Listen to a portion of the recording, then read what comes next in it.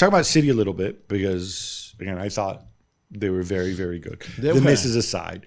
All right, you want to get the Haaland miss out of the way. Ha, ha, ha. Look, you know. The thing I would say, the ball is quite high. Yeah, but come on. The ball is He's quite 8 high. feet tall. It doesn't matter. The ball is quite high. Yeah, you know what? There's something called gravity. If the ball's high, it's going to come back down. But then if he Jules. waits a bit more, the defender comes in and clears it. So that the only thing I would say to He's like a cyborg. The slightly defender comes. You don't just go there box with him. his feet then. He should have gone with his head or with his chest or with his... That's what I would say. Looking back, he probably might have gone. It was Whatever. quite high. But yeah, he should have scored. Whatever. You expect him to score, right? Okay. You get out of the way. The guy scores chances. He misses chances. That's fine. Yeah. In the end, the chances he scores are so many and the positions he gets in are so many that Yeah. I don't think you have an issue for with it. You were nitpicking. We've nitpicked all season about the defense, and you're pretty obvious. You're up against Bruno. You can't let the ball from the Rashford goal. You can't let the ball bounce. Yeah. And I mean, the goal they considered at Brentford when they still won, when Foden scored the hat-trick, I think it's the worst goal they've conceded this season by far. It's a goal kick from Flecken and Tony blocks, I think it's Ake, and then the ball bounces, goes all the way, and Mope goes one-on-one and scores. This one is slightly different, although the idea is the same. It's a long ball from Onana that you should, I mean, I think when you start playing football, whether you're 5, 6, 7 years old, whatever, it doesn't matter. They teach you that you cannot let the ball bounce. So if someone kicks the ball long, whether it's a goal kick, a goalkeeper clearance, a free, anything, you just don't let it bounce because then you're in trouble. And I cannot understand how Diaz let that ball bounce. And then Bruno does really, really well holding up the ball and waiting for Rashford to arrive. And the Rashford shot is magnificent.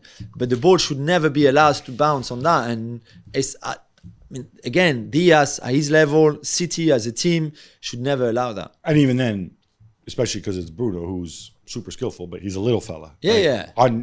In the physical battle shouldn't be an issue. I just think it's a bit of naivety maybe, and I think they take it too easy at times. So they think, yeah, we'll be fine. And I think this one and the Brentford goal are two dreadful mistakes. They did end up with a stupid XG. I think Guardiola's aware of the defensive things that come up. Yeah.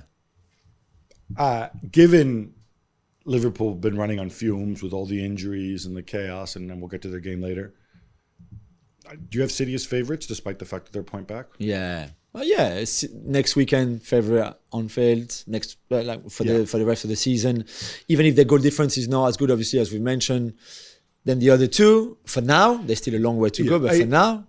I think for me to change my opinion, I need to see Liverpool have to continue winning until the injured guys come back. And I think obviously we saw Szoboszlai, who, as you know, I'm a huge Sobo guy.